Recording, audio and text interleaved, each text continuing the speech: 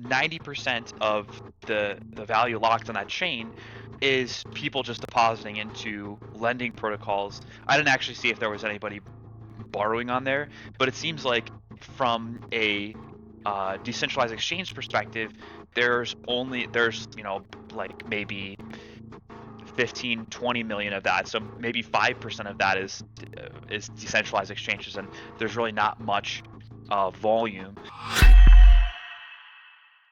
Hey guys, welcome back to the show. Mikhail here, helping you to connect and secure Web3. Today's episode is part 2 of my discussion with Alpha Key of Poolshark Labs. In this episode, we dive deeper into some of the technology built around Ethereum, specifically Layer 2 solutions. Alpha Key shares some interesting insights about specific Layer 2 solutions that we may need to watch out for. If you appreciate these insights, please be sure to like the video, subscribe to the channel. It would help to support the show and the guests. Thanks so much for tuning in and enjoy this second part of my interview with Alpha Key of Poolshark. Yeah, I think we'll just have to wait and see what emerges. But it's funny to say, like, man, you think to some extent, like, have we run out of cards? What do you think?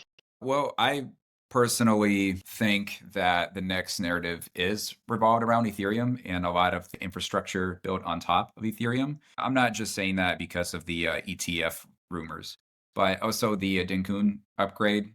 It appears to impact the Ethereum ecosystem in a lot of different ways. Specifically, if you look at the layer 2 solutions and the decrease in the transaction fees, I feel like the layer 2 solutions, if you go a little bit deeper, the next level, that could be the next narrative.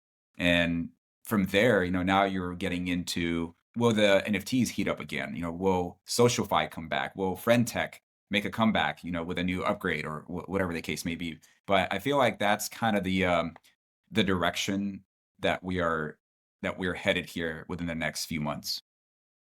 Yeah, definitely scalability to me is a very important thing.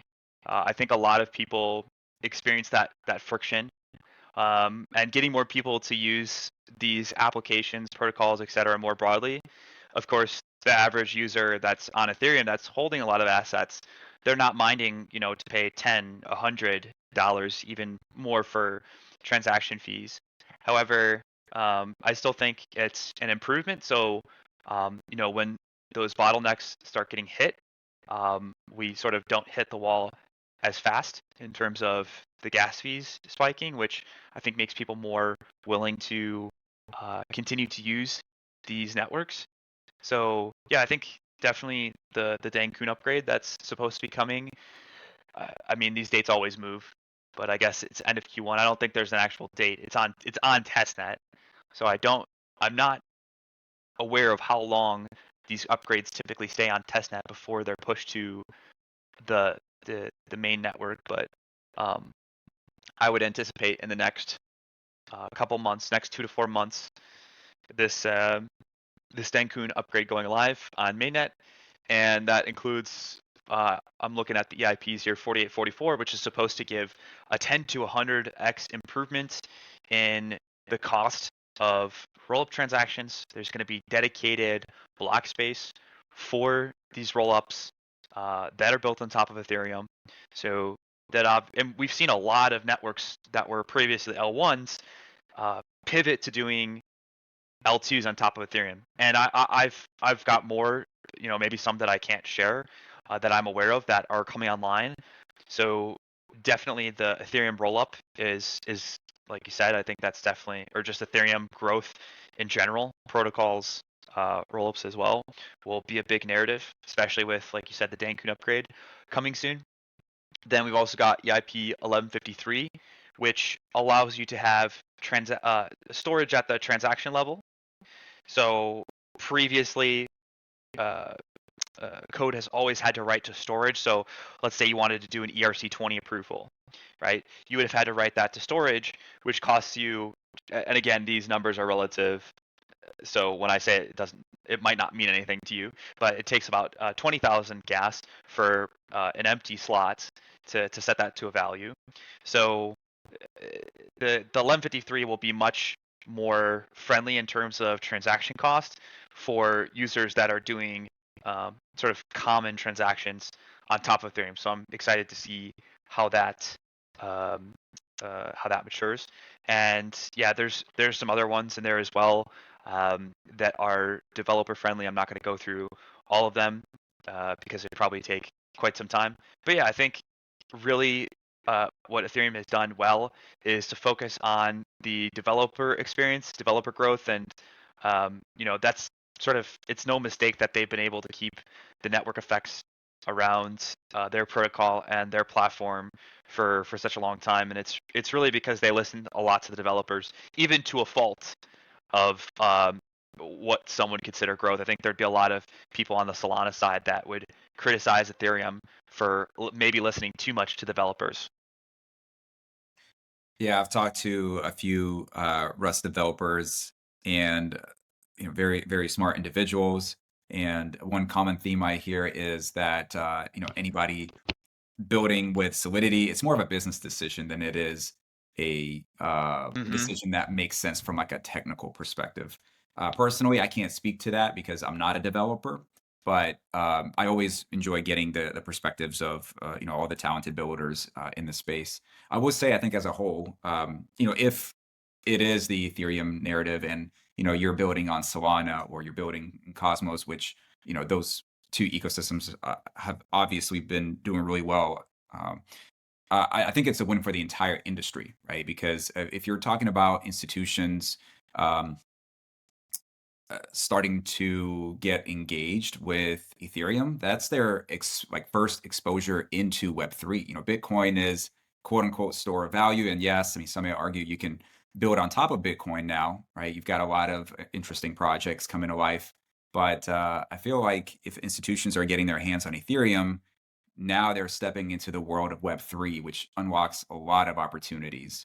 And that's an area that we haven't seen before. And I think that's the area that really impacts us as builders, as people that work in the industry. A lot of our success is predicated upon what Ethereum does, not so much what Bitcoin does. Although, obviously, if Bitcoin tanked tomorrow, that would be a disaster for the entire industry. But it's more so our success a lot of times is pegged to these altcoins versus Bitcoin. Yeah, there's definitely some growth opportunities there. When you say altcoins, do you mean Ethereum and Solana, or you mean beyond that?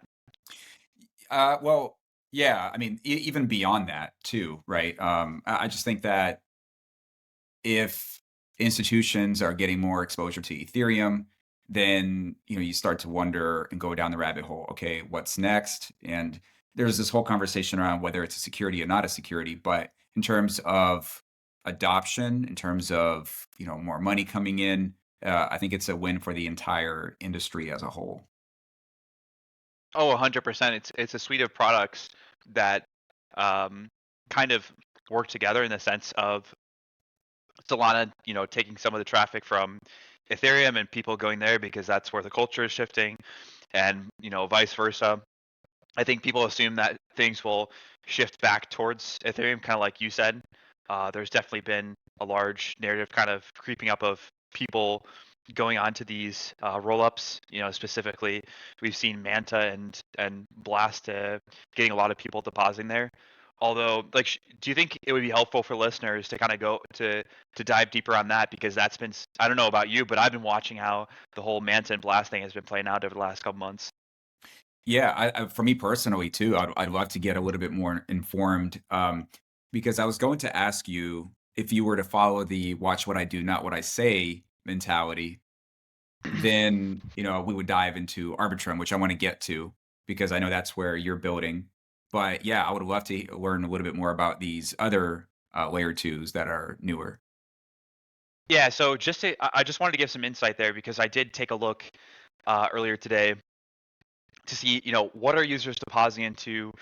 Is there any signs of like long-term organic activity there? And obviously, it's like very early to um, make a long-term assessment on that, and it makes sense to, of course, let the experiment play out.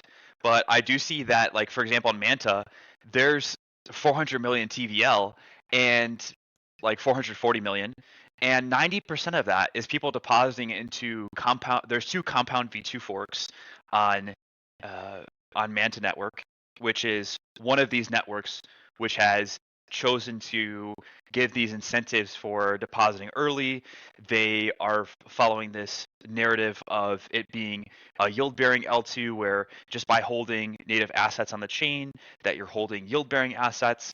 And it's really interesting. Like I said, 90% of the value locked on that chain is people just depositing into lending protocols. I didn't actually see if there was anybody borrowing on there, but it seems like from a decentralized exchange perspective, there's like maybe 15, 20 million of that. So maybe 5% of that is decentralized exchanges, and there's really not much volume.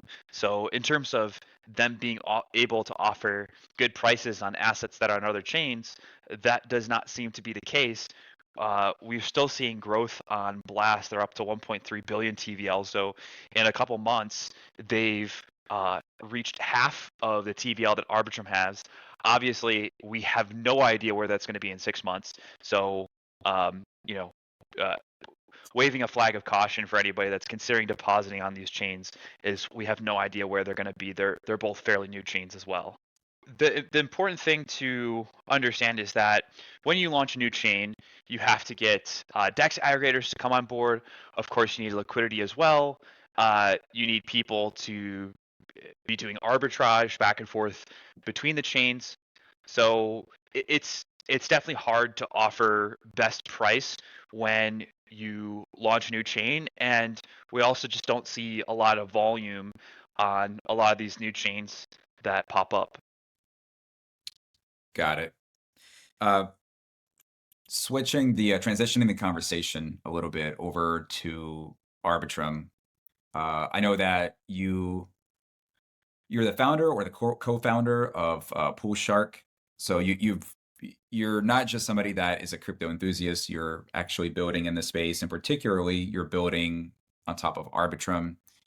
Can you shed some light on what do you like about Arbitrum?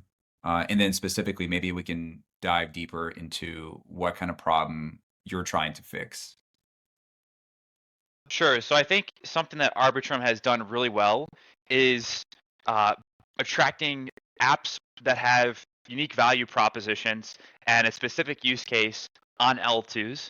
So one good example of that is DopeX. That was an app that saw a lot of usage in the early days of Arbitrum, even before GMX had started entering its growth phase. And then, of course, you saw GMX come on as well. They were doing leverage trading on top of Arbitrum, and Arbitrum was able to build up a lot of liquidity for GMX. Then people are able to leverage trade with minimal slippage. And then they sort of, from basically those two core products, they started building this ecosystem of DeFi products. And it seems like that sort of midline risk taker, people are taking a little more risk perhaps than they would on Ethereum, that was what really attracted liquidity to come onto the platform. And once we see these network effects form, there's a lot of resistance to break apart that network and move it somewhere else. I think from a tech perspective, Arbitrum has really executed the best. When they have had issues, for example, they had an outage sometime in early December because of uh, their sequencer just receiving too many transactions due to inscriptions or ordinals. That term may ring a bell with some people, and they handled it really well by putting out a postmortem for that, coming up with a solution. So it's like pretty much every time the Arbitrum team has ran into bottlenecks, they've been able to produce a solution in quite a short amount of time. And so I think the capability of the Arbitrum team has proven to be quite good, and they're also just very supportive of their ecosystem. They definitely for a long time were teasing the airdrop, and we saw before the Arbitrum token launch that brought quite a lot of liquidity to the platform slightly before that. And I think they've just done a phenomenal job pretty much on all sides, from the tech and also to the side of attracting liquidity. And I think, for that reason, it's one of the best places to build, because when you go to different chains, obviously you lose the composability aspect. That's one of the really important aspects of DeFi, is that, suddenly I can take a lending platform and I can combine that with a decentralized exchange. So I can get yield from people trading on the decentralized exchange, and maybe I'm also lending out uh, the tokens in the liquidity pool to be able to service loans. So that that combination is what makes DeFi really powerful. And so I think Arbitrum kind of creating the best ecosystem makes it a really great place to be. What's interesting is, and thanks for sharing this insight about Arbitrum, because I guess I missed that part in terms of some of uh, the hurdles they had to jump, and I think it speaks true to a lot of other chains in the industry. You look at Solana and what they had to go through. They had, I want to say, like 9 crashes, and when I spoke to somebody very close to the Solana Foundation, and I asked him why do you continue to build here? And he said, look, it's it's still in beta. They test it out. They stretch it, they push it to its limits, and then they fix it, and it comes back stronger. And you could say the same thing about the Cosmos. Everything was pegged to the UST, and when that collapsed, obviously that was a disaster for many projects. But they were able to come back, and now you're seeing a lot of success from Injective and some of the other chains within the Cosmos ecosystem. And so to hear you talk about Arbitrum and some of the challenges that they had faced, it really makes me realize the importance of having something that comes up that is challenging, that tests you, but you thriving afterwards because of it, right? Coming out on top. So didn't know that it's been tested that way, but that's good to hear. Yeah, there's definitely been like I said, I think Arbitrum has probably had some of the fewest outages of any chain. Like there definitely have been people pointing out blocks missed here and there, but I think it's been pretty solid. They also have uh, what I believe to be the largest treasury among like any L2, L1, etc.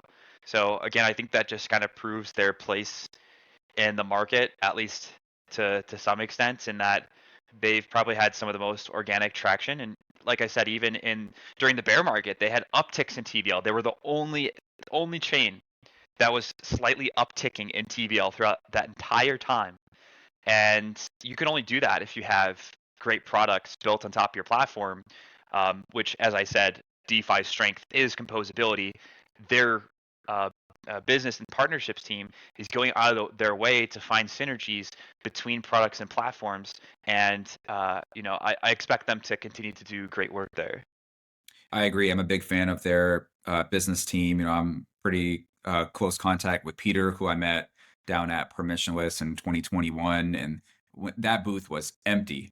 There was nobody around him. And then, when I went to ETH Denver last year, yeah, there were a lot of people at the conference in general, but specifically around their booth, they were definitely packed. And a lot of that has to do with just the amount of hard work.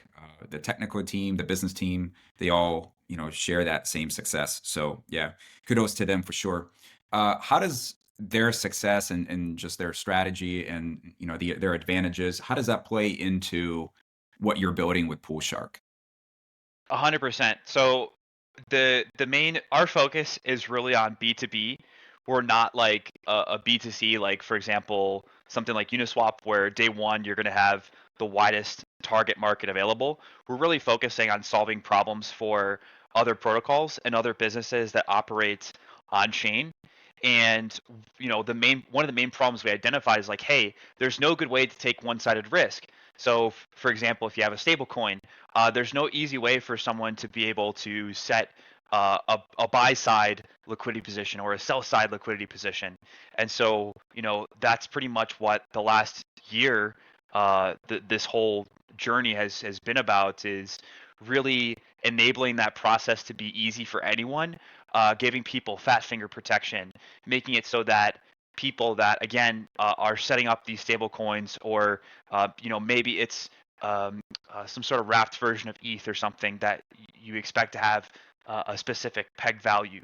People can set buy and sell orders on either side, and it functions like an AMM. So it gives you the ability to trade directionally, which means like you're capturing on one side. So you're either only selling ETH into DAI, or you're only buying ETH with DAI. So that's what our platform allows you to do. It's great because you don't need two-sided liquidity providers. We expect sort of Larry Fink has kind of at least poked at the narrative of tokenizing everything. And I believe if we're going to tokenize everything, well, there's just not going to be two-sided liquidity providers that are willing to, like I said, put up both sides for that. So that's where our limit pools come in, is to really solve that problem.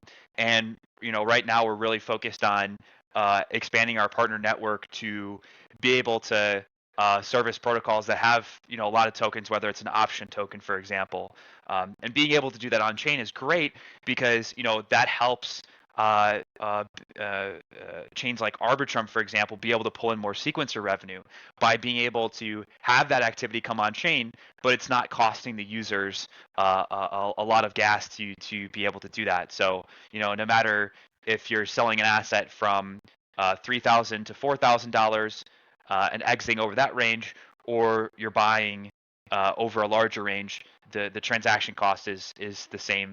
And to me, that's a big win for users to be able to have that level of transparency and know exactly how a trade is going to execute. So it sounds like you're setting yourself up for that RWA narrative, which we've heard a lot about over the course of the last year, in a lot of different areas, right? Like real estate, but in this particular case, I'm assuming you're referring to like the financial instruments, like T-bills, bonds, things of that nature, right? Financial instruments that are not necessarily physical assets. Yeah, exactly. And we definitely have, I can't reveal them yet, but there's definitely RWA partners that we're talking with currently to be able to get them on the platform, because we feel like these RWA assets are naturally positioned to have some sort of pegged or real world value. Something like, for example, a T bill, you could unwrap that T bill, one to one, and then be able to trade the naked value of that. So yeah, I think that's a great example of an asset that can really benefit from what we're building. Sounds very interesting, Alpha Key. I appreciate you sharing a little bit of insight about Poolshark and just the industry as a whole. I could tell you're pretty plugged in, and like I said, although I was a little bit hesitant about taking this in a non-camera kind of way, but I'm glad I did because I feel like I learned a lot today, and I feel like the listeners did as well. Where can people learn more about Poolshark? Learn more about you? How can they connect? Give us some links. 100%. So you can find me on Twitter at AlphaKey, Alpha ALPHAK3Y, and then you can also find out more about Poolshark by going to our website poolshark.fi, and also exploring our documentation docs.poolshark.fi. Yeah, don't hesitate to reach out if you're building Arbitrum, and talk to you guys soon. Amazing. Thanks so much, Alpha Key. Great having you on.